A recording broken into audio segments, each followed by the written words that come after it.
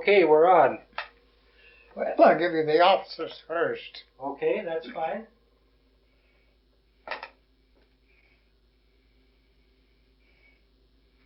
Our commander was W.H.F. Glossop from Rock Creek.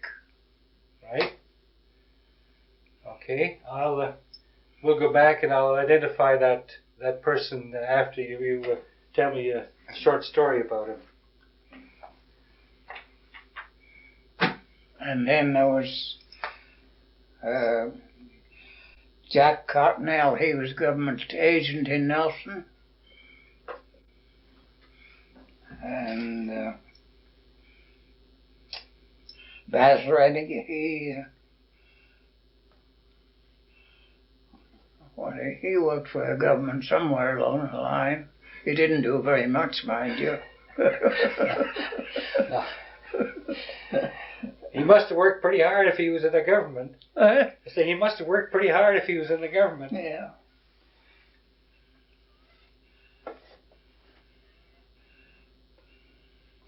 And Rob Kidd, he was quite a sergeant major. He was from Sergeant Major Kidd from. Was he a regimental or yeah, regimental sergeant major? Yeah. He was the big wheel. No, he was just the top non-commissioned. Yes, that's right. Well, okay. Was there a company sergeant major also in those days? Oh, sure. Our Major Glossop, he was a retired English military man. I mean, say he retired as a major, and Major W.H.M. Glossop, he had a ranch at Rock Creek. Oh, yes. He was a nice old gentleman. I can always remember going into his... Well, I was in the orderly room quite a bit, and I used to see a lot of him. And one day, this fellow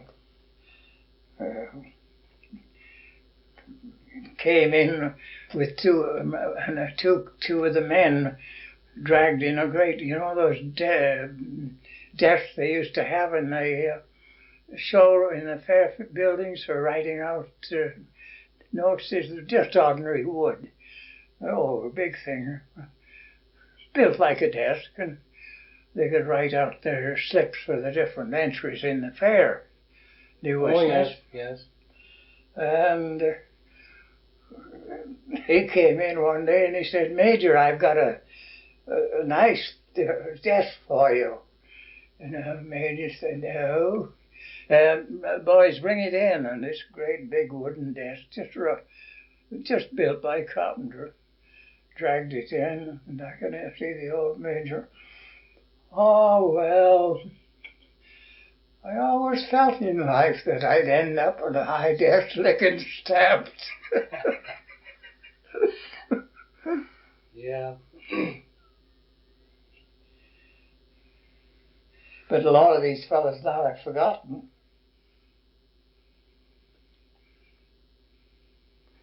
Can you tell us a story about them overseas? What was he with? Were you with the company all the time from the time you? Well, yeah. Could you tell us a story about this chap? What he did overseas? Did you go straight to the lines when you went over? Or did you train in England for a while? No, this picture was taken in Westminster. The first winter we joined up, we spent in the old fair buildings in New Westminster. Oh, yes. And that picture was taken outside one of the buildings. But a lot of these fellas I wouldn't know, except the officers. John Cottonell, Major Glossop, Baz Rennie. I forget that fellow's name. Sergeant Major Kidd, Corporal Greyson, and Corporal Slater from Castlegar. He was quite a good pal of mine. And most of the other fellows, I knew all the names at one time, but I've forgotten now. That's quite a long time ago that picture was taken. Yes. Okay, M. Harrison in there?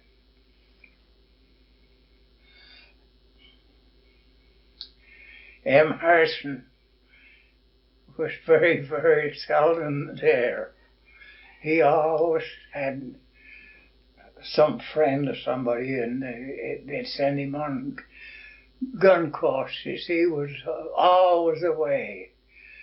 He used to come back and he'd be put up on battalion orders, and he'd return to duty and would be available for guard duty.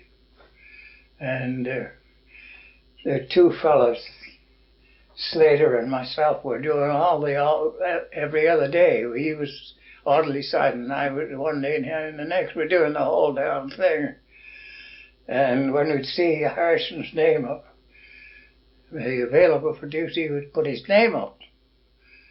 And he'd come around, look at the, Greyson, you got my name on the board.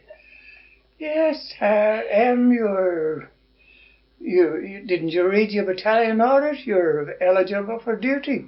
Oh, but I can't do that. I have a date.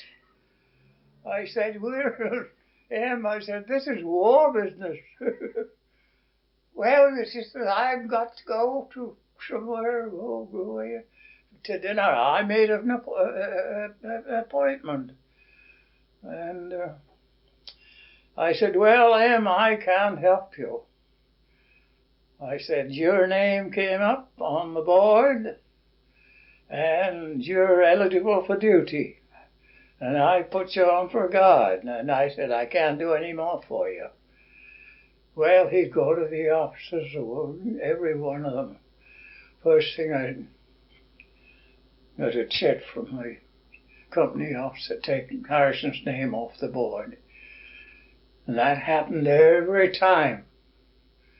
And boy, I used to get mad at him, Harrison. What rank was he at that time? He was a sergeant. Oh, yes. Boy, but he really worked at it. Okay, so was he in the British Army before he came to Canada? How did he get to be? No, he was in the Indian Army. Indian, that's right. Yes. Yes, I was just wondering how come he got to be a sergeant that fast. But if he was in the Army before. He and his brother they were in the Indian Army. Did you remember Bill, his brother? No. No. And I liked him, but he surely made it work. No question about it. And was he with you in the front lines? Did he actually go into battle? Or? What a funny question that is. He and his brother, as soon as he got to England, they had friends in the War Office, and first thing they knew, they were transferred to India. But there was no war in India at that time. So he was when he died, he was a great war veteran. I got quite a kick out of that because. Oh, I see. Well, yes, but he was also in the Second War. But oh yeah, that was guard duty. Yes. He. Oh, he was down in Lethbridge, wasn't he? Yeah, and somewhere down east too. Yeah, I remember some story about him being at Lethbridge. He was in charge of one of the prisoner of war camps, was it, or the Japanese camp? I think it's Japanese. Yeah, he was there in charge of that camp. I remember that. Yeah. And was great on playing up his rank as major. Always never You never saw his name in the paper, and it had Major M.K. Harrison in front of it. Always. Okay, so he must have been commissioned in the First War, in the Great War. Sure. Yeah. Well, yes, as you say, if he got together with his buddies in London, then they'd promote him. I can remember when he and his brother Bill came down from the Lardo. I was in the orderly room. In the early stages, I spent most of the time as orderly room sergeant. There was one other fellow named Slater from Castlegar, and he took it one day and I took it the next. And so we practically the whole time we were in New Westminster. I was on every other day in the orderly room, so that I knew everybody that came in, everybody went out. I can remember when M.K. and his brother came in. You didn't know his brother very well. No, I can't remember him at all. I liked Bill. He had he had a great sense of humor. He died very quickly. But I can always remember when we got on the boat. We were down, there was an awful lot of, we got on the boat to go to France. And there's an awful bunch of Americans got all the second class and first class quarters. And the poor bloody Canadians were down in the hold. Well, this was a civilian passenger ship, then, was it? It was an old general passenger ship. They had first class quarters and second class quarters, but the poor Canadians on that trip, the Americans got all the top jobs because they crossed over. Most of them were, I gathered from in the washroom, they were nearly all criminals. Here, when I was in Alcatraz, but they got all the cushy jobs. Yeah. What year was this?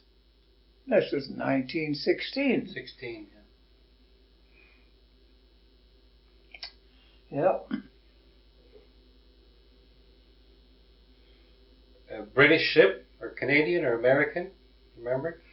Oh, it was a CPR boat. Oh, yes.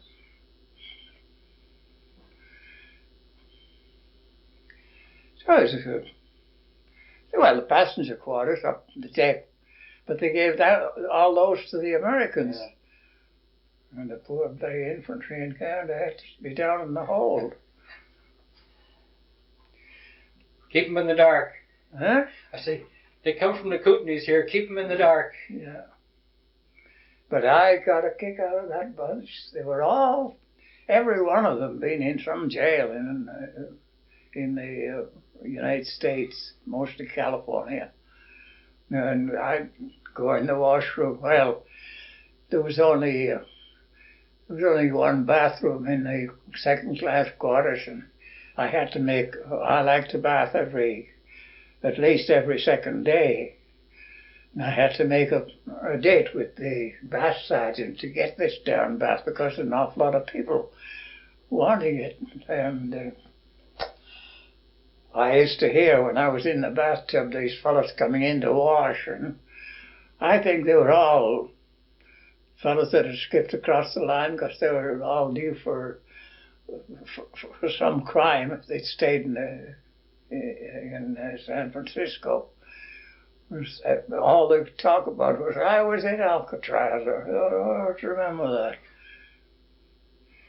Well, are they in that group, or was that the American Army they were with, or are they civilians? No, this is all Canadian.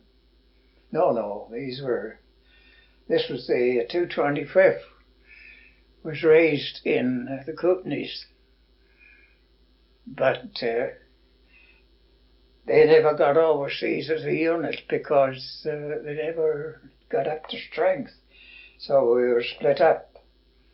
And I went to the 2nd CMRs, which was a Canadian unit, in fact, a BC unit. And the other fellows, some of them went to different units. But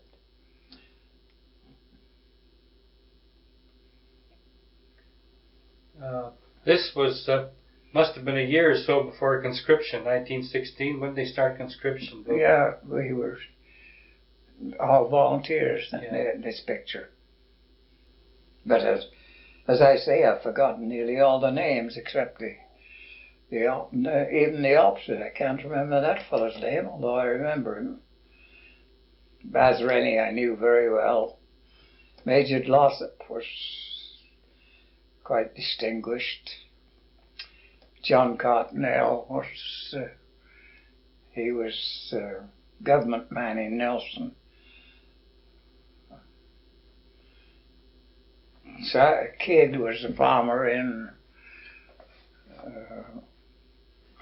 had a farm, where was it?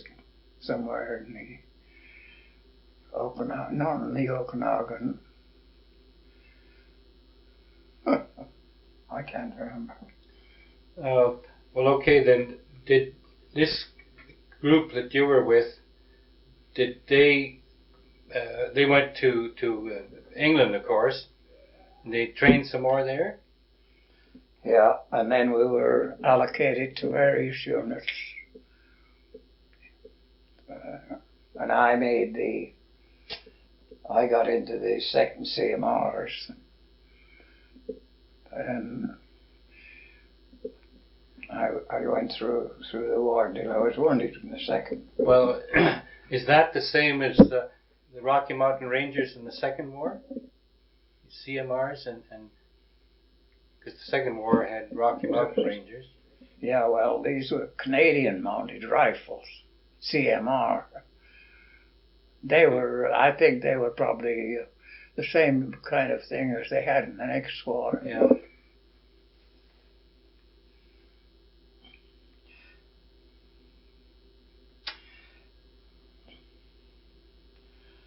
But this fellow, Rennie, was quite a character.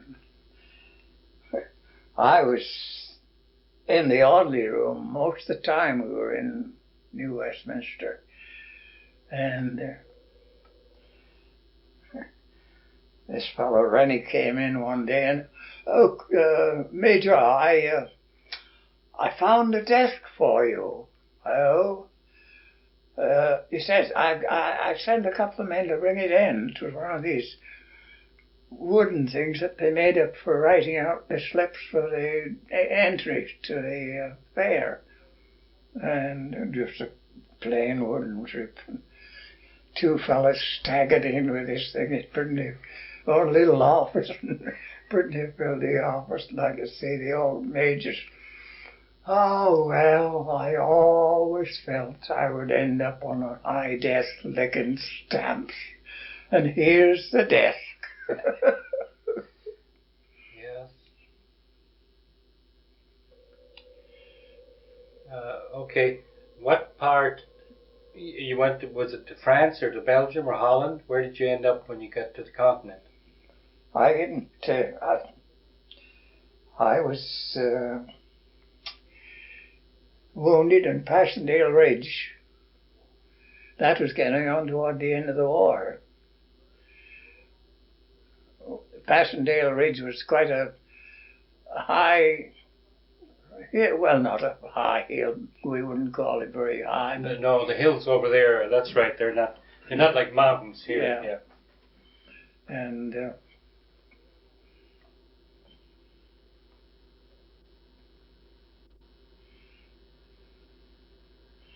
I was,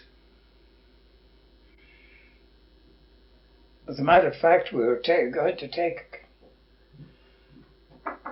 a town that morning. We started out. I've forgotten the name of the town. And the Germans, we had all the transport always made a noise, and the Germans opened up on us. And we weren't very far away, less than a mile away from their lines. And they got me. And went me in the hip. And I dropped out. And, I had a machine gun. And I was number one on the machine gun. And I had to pass the gun over to one of the number two, who had never been on a machine gun in his life. But the one that we had got wounded, and so I had to pick somebody out of the ranks, and the sergeant major said, well, he'd make a good one. And I called him, and he said, what do I do?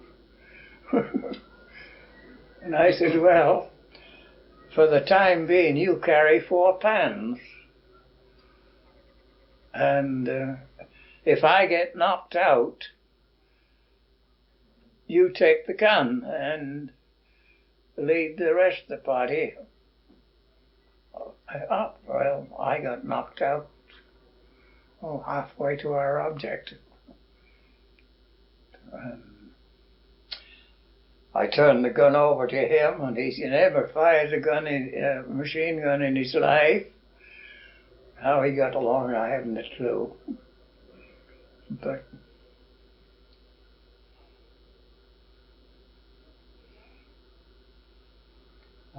okay, so after you were wounded, did they take you back to England, or was there a hospital there? Yeah, I went to a hospital in Kent. Oh, yes. Just a little village named Leigh. Leigh. It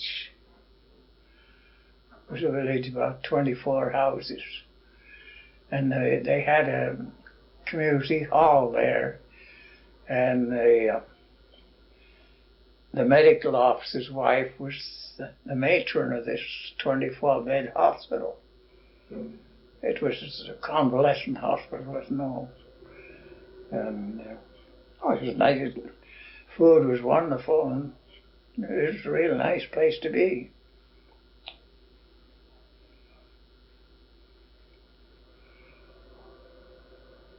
I was hit in the hip, and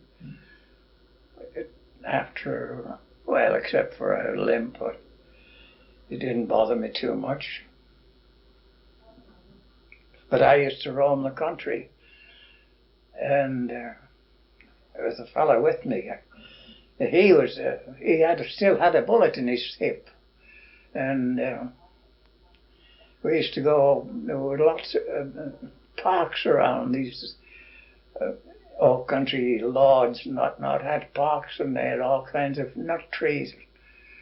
We used to go wandering around and pick these nuts, and I can remember going with this fellow, and when we got there, he said, I'm sorry, he said, I can't try, because I said, this bullet in my hip is just liable to touch a nerve, and then I'll fall down. Yeah. So I had to do the climbing. Well, I was wounded in the hip, and of course the first thing I did was started bleeding, and didn't amount to much, but the blood was running down my leg. And anyhow, I got up in the tree and threw the nuts down, and he gathered them up, put them in the... We got a bucket full of... That must have been in the fall of the year. Hmm? That must have been in the fall of the year. Yeah. And we took them to the kitchen, and she skinned them and boiled them. We had chestnuts. Oh, yeah. Boiled chestnuts. Yeah. Very good. They were like potatoes, a little sweeter. Did you ever have any? Yes. They still sell them in France, especially in Paris, the bigger cities. They have them on street corners, and they have kind of a barbecue effort there, and they roast them, and then you roast chestnuts. You can buy them in London on the streets. Yes. And all in France. Yeah. That's right. Sure, I can remember buying chestnuts for. And they're very tasty. Yeah. Roast chestnuts. Yep. Yeah, they make a little cone out of a piece of newspaper. Yeah. Just like an ice cream cone effort, and they put whatever it is in there, a dozen or so, and you pay your francs, and that's it. Were there any fellows on this that you recognized in this from the lot? No. No, just Ronald Greyson, that's all.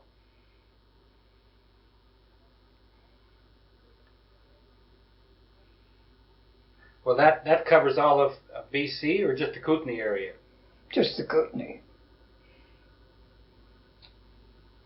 Major Glossop, he had a farm at Rock Creek. Yeah. He was a nice old gentleman. I suppose we a fruit tree ranch? It's cattle mostly. Cattle, yes. And the Australians could never hit it off. It was the same in the Second War. Was it? Especially I'm talking about the Air Force. Because they used to keep, if we were in one town, one side, they'd put the Aussies as far away as they could. Yes. We always had battles. Oh good Lord, I've seen them fighting on the streets. I don't know why. Yeah, well, that carried on to the Second War, because I was at Edmonton for a short while, and there was New Zealanders there. These are Air Force, and they used to cut the flagpole down at night. Go and cut the flagpole down. Oh, they were a wild bunch. I don't know why, but we never could hit it off with the Aussies. They were a nice bunch of fellows. They're a nice bunch of fellows. Sure, they were good fellows, but the Canadians and the Aussies, they could not keep them apart. Right. Yeah. Mind, most of it was probably liquor.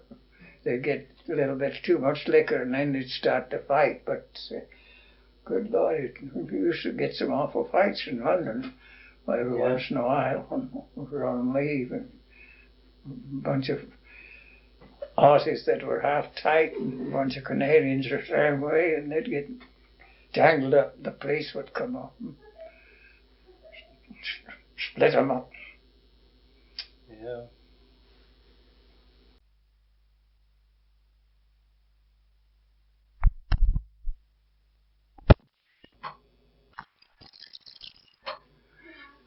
Okay, Mr. Greyson, I'm going to ask you to tell a story about this wooden dam. Oh, that dam, I forget now when it was built. The original dam was wooden, you know. So the second dam was wooden also? Was it? Well, this isn't the original dam. You say the original was wood? Yeah. That was built. I guess I wasn't there when it was built, because I think it was built during the war years, and I was overseas. I can remember that. But tell us. During the winter months, when the water was low, to get more head, they used to put a flashing around here. Oh, about that high. 2 feet high? 2. And it was fine. We used to walk over, and then the superintendent on the other side said, "Boy," he said, "you're going to get it one of these days." I said, "Why?" "Oh," he says, "you get a shot, and how are you going to get out of it?" "Oh," I said, "I'll get out somewhere." But we used that dam all in winter. To cross over? Yeah. Well, okay, were you living across the river at that time? City plant at that time. Yes. You haven't got picture of the city plant, have you? Well, we'll find one. I'll just shut this off and then we'll go back and find a picture. It was taken in reasonably low waters, but I would say it was taken in winter time. There's not too much water going over. Well, what's the railroad track doing there?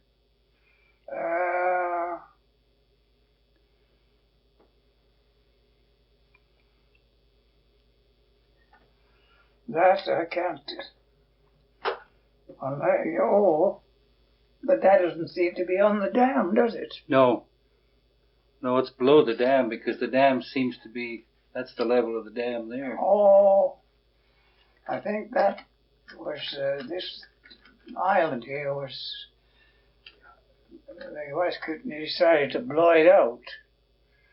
And they had an extra gang down there, and they were blasting and loading the rock on cars and hauling it away. well, some of it.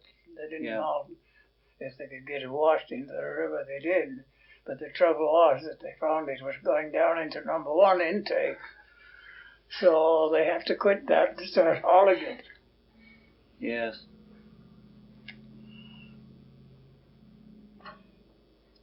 Taken from the top of the forebay and looking down on the city plant. See, you're up on there was a deck up there. And your house would be over here somewhere, is that right? Yeah, it's up back here. You're right.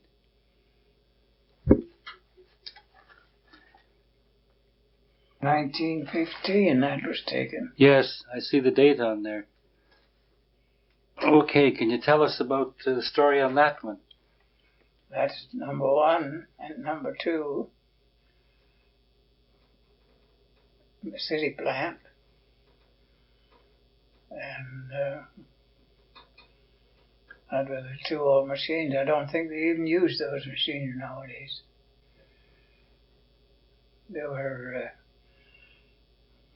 They wasted too much water. The government, I think they stopped them from using them. They're still in there, I think.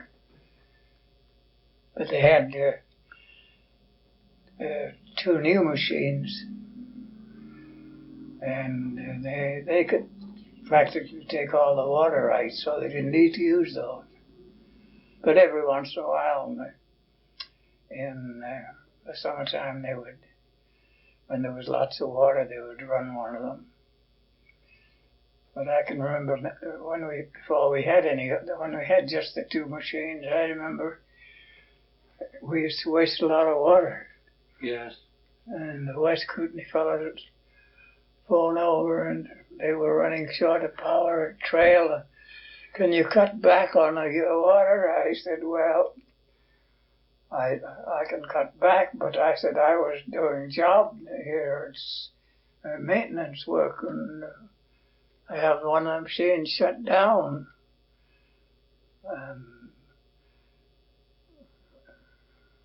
I could have started up again, but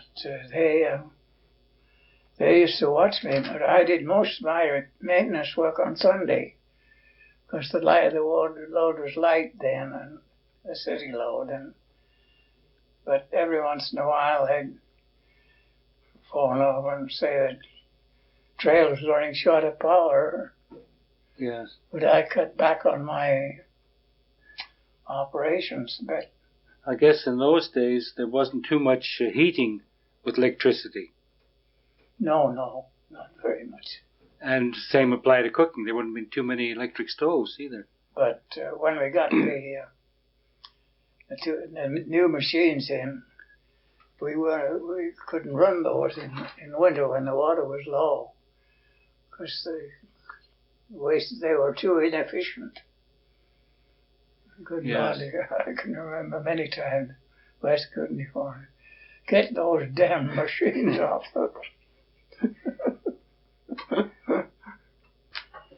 Construction of that would be number Number 4.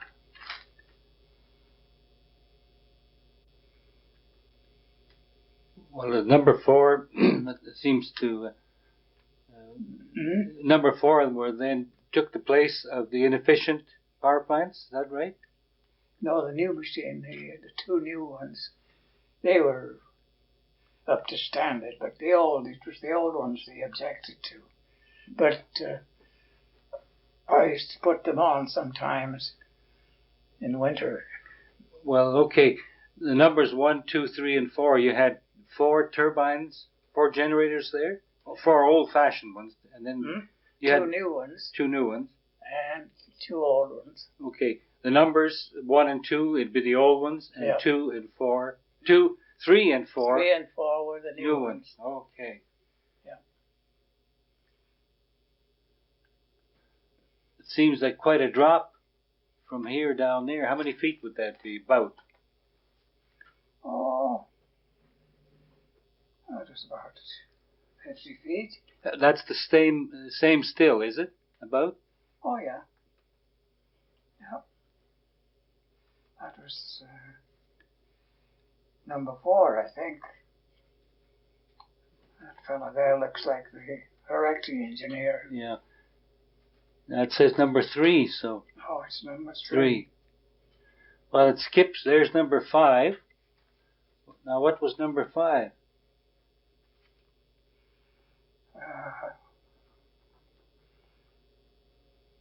Yeah. That was, I think, the last one I put in.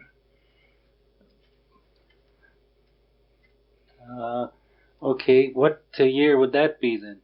About? I think, it would be 1929 or somewhere in there. Good enough. Because I think it was 1929 we had that machine put in. What would the weight of this machine be? This one? Yes. Just wondering how they got it over there, because they'd have to go right across the river, wouldn't they? That was brought out on the road, the Blue Ridge Road had been built. They hauled it out. Yeah. The others, the old machines, they were all unloaded up. Do you remember where Miles Ferry was? The top of... Well, they used to unload them there, and they had a wooden barge. And haul them across on this wooden barge. The barge was still there when I left. Okay, well, that must have been above the dam then. Oh, yeah. Yes, okay.